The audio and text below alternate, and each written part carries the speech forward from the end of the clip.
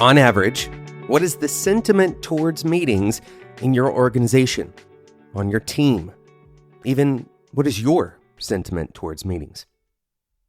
We've been talking about these in the last couple of episodes of this show. My name is Jonathan Cottrell. You're listening to Developer T. And in these specific episodes, my goal is to help you have better meetings. Meetings can be a very powerful tool.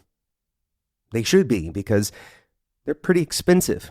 Synchronizing people's time and taking all of their attention should produce a significant amount of value. We've talked about ways to help this happen in previous episodes, in the last couple of episodes of this show. I encourage you to go back and listen to those.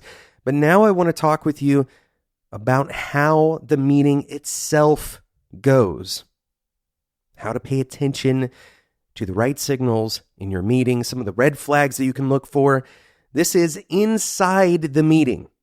Inside the meeting. You can pay attention to everything that we've already talked about to have the right kind of meetings, to set the tone, to understand your audience. But at the end of the day, the content of the meeting, and more specifically, how people feel and interact during the meeting, is what will actually produce the value. So in today's episode, I want to talk to you about red flags to look for in your meeting and what they mean outside of the meeting. Here's the important thing to understand. If you're having the right kinds of meetings for the right reasons with the right people, if you've got all of that context set up properly, and your participation and others' participation in the meeting is aware of the audience, there can still be things going wrong. And I want you to know what those things are. I want you to watch out for these red flags. Before we dive into those red flags, though, we have to understand that we cannot fix meetings directly. We cannot, as managers, there's no way, there's no specific thing, assuming all the other things are in place, there's no specific thing that will fix the red flags directly. This is because meetings are a snapshot, a glimpse of the fruit of your culture. If you are the cultivator, then this is the fruit of what you've been cultivating. We're not trying to be wooey with our terminology here. Your job, if you're a manager or if you're a tech leader, or if you aspire to be a tech leader, is to create the culture where other engineers can thrive, where other people can thrive. And so, assuming that you've got all of the variables of having the right meetings with the right people, about the right things, all of those are in place, any other problems that you're having in your meeting are a result of culture. So when we talk about a red flag today, we're going to talk about potential culture problems for you to go and investigate as a result of these. Remember, we cannot directly fix a meeting. Trying to directly fix a meeting is fixing the symptom of a deeper problem. Before we talk about these red flags, I want to talk about today's sponsor, Square.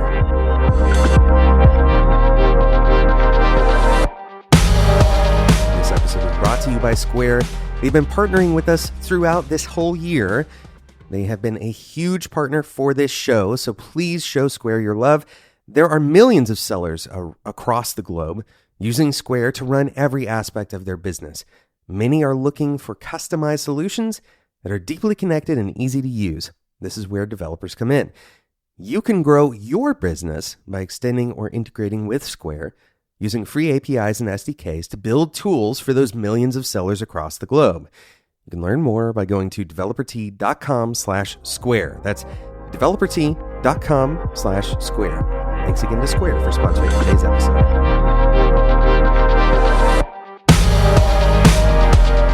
Hopefully, when you hear that problems in meetings are indicative of a culture problem, then you are hoping, you're waiting for these red flags, because if you understand your role as a technology leader in any capacity, a leader on your team, whether you have the title or not, if you care about that leadership, then you care by default, kind of de facto care about the culture on your team. And even if you aren't aspiring to become a leader, you should care about the culture on your team anyway, because it impacts you. It impacts your ability to succeed. Assuming that you care about the success of your company, of your role, the security in your job, all of these things are impacted by your culture. And so anytime we're talking about something being a red flag about your culture, it should be kind of a very high priority in understanding those problems so you can try to find a way to address them. So what are these red flags that you can look for in meetings? To be clear, we can't cover all of them because there's a lot. And to be fair, what might be a red flag for one team might be kind of normal for another one. So we're doing this as kind of an exercise in identifying the types of problems you should be looking for, but certainly we can't be comprehensive in a single episode covering every possible culture signal that you may have in your company. We're going to cover the first two, and they're both kind of insidious. You wouldn't necessarily notice these as red flags unless you were really thinking about what they mean. The first is quick convergence. This means as people are sharing their opinions, others just seem to agree. There's not a lot of differing opinion expressed during a meeting, especially during decision-making processes. Converging quickly on a decision as a kind of pattern behavior. Now, don't freak out if the next decision that your team makes, you converge quickly. The important thing here is to recognize the red flag is only a red flag if it becomes a pattern of behavior, if you're continuously converging quickly in your meetings. And this is a red flag because one of two bad things must be true. Either A, there are differing opinions on your team that are not being shared, or B, there are no differing opinions on your team. The underlying cultural problem is different in each of these cases. In the first case, in case A, where there are differing opinions that aren't being shared, there's something to investigate about why those opinions are not being shared. Perhaps the people with the differing opinions feel uncomfortable sharing those opinions. But what is the reason they feel uncomfortable? For example, maybe they have experienced negative repercussions for sharing their opinions, their differing opinions in the past. Or maybe they believe that their experience or their opinions are not as well-founded as the other members of the team. And so they sit back and withhold because they believe other people have higher credibility. Or perhaps there's a motivation issue. There are members on the team who don't really put in the energy to develop an opinion about a subject and instead allow the people who are putting that energy in to drive the conversation. In a situation where you have people that all have the same opinions, you run the risk of not having enough diversity, which will make your team less resilient and less capable. This particular red flag is dangerous because it lulls us into believing that our team has found some kind of rhythm, as if we've kind of gone through the classic team phases of storming, forming, and norming. So I encourage you, if you see this red flag, to track it down, to pay attention in your one-on-ones and ask questions for the people who are not providing additional opinions. Try to figure out who is driving those opinions and who seems to be kind of just following along. I can't tell you everything that might be wrong with your culture if you're seeing these kinds of meetings, but it is a signal that you should probably do some investigation.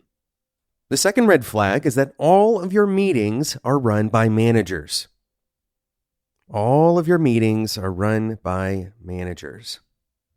Again, this may be a little bit insidious, a little bit hidden, because you wouldn't necessarily say that managers running meetings is a bad thing on its own. But if all of your meetings are run by managers, in other words, if you don't have meetings that are generated by the ICs, then it's likely that you have silos in your culture. This means that the ICs on your given squads, on your given teams, are not able to collaborate with each other freely. If your managers are the ones that are having to make the connection points, then you may have a bit of a culture of red tape or isolation of your teams away from each other. Our third and final red flag is a hard one to know if it's flying. And that is that the individuals in any given meeting are not showing up entirely.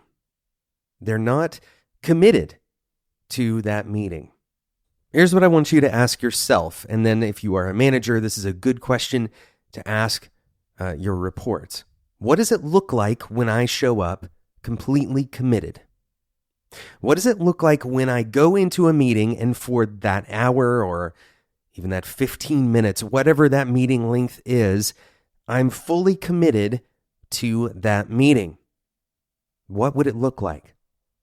Now you might be saying, well, what does it mean to be fully committed? And in some ways, this is why this one's hard to recognize when it's actually a red flag flying over your meeting. The truth is, the answer is individual. And also, it's likely that if you were to check in with yourself during that meeting, you could answer this. Am I actually fully committed to this meeting in this moment right now? Am I putting my all, my full effort, my full focus and attention into what we're doing here with this meeting? Now, here's a very important part to this particular flag. That is that you don't deduce from this flag that someone doesn't care about their job. It's critical to understand that, once again, we don't directly affect this. We don't tell people to start committing their full selves to the meeting because this is a cultural problem. We've said it before. We'll say it 100 more times. This is a cultural problem. What does that mean? It means that there is a culture that is preventing our ICs, right? It's a culture that's preventing the engineers, the participants in this meeting, from showing up as their full selves, from actually committing entirely to this meeting. Maybe they don't care about this meeting. That's a possibility. Maybe they don't see the importance of it. Maybe they don't believe that their contributions matter in this meeting. And so they're kind of on autopilot. Maybe they're tired. Then they might need a day off. Or maybe they have so many meetings on their calendar that they can't really possibly commit that much to every one of them because it's too much. They're spread too thin. Or maybe they have other work that is more pressing in their minds than whatever the meeting is trying to accomplish. There are a lot of reasons that this can happen.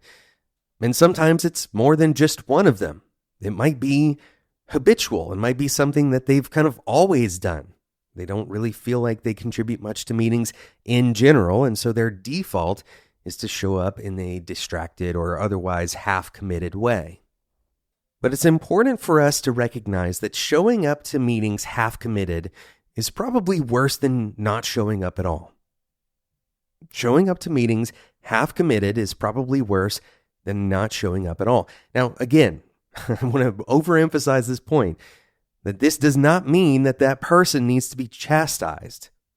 This doesn't mean that you need to go and give this person feedback that they need to show up more committed. Instead, you need to find out what is driving them, right? What is the root cause that makes them feel like they can't be committed, or that they shouldn't be, that they don't want to be committed. Address the problem at that source.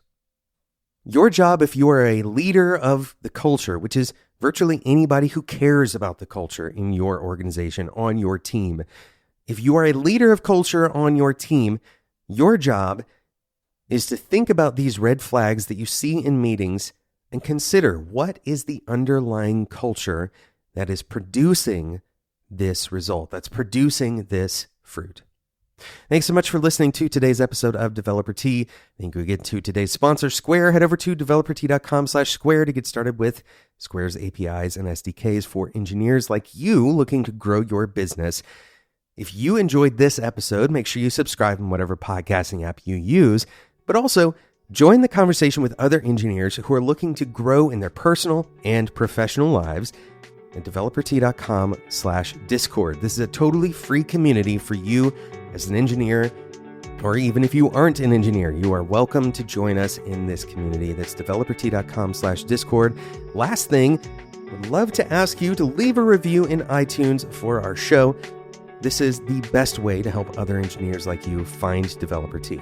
Thanks so much for listening, and until next time, enjoy your tea.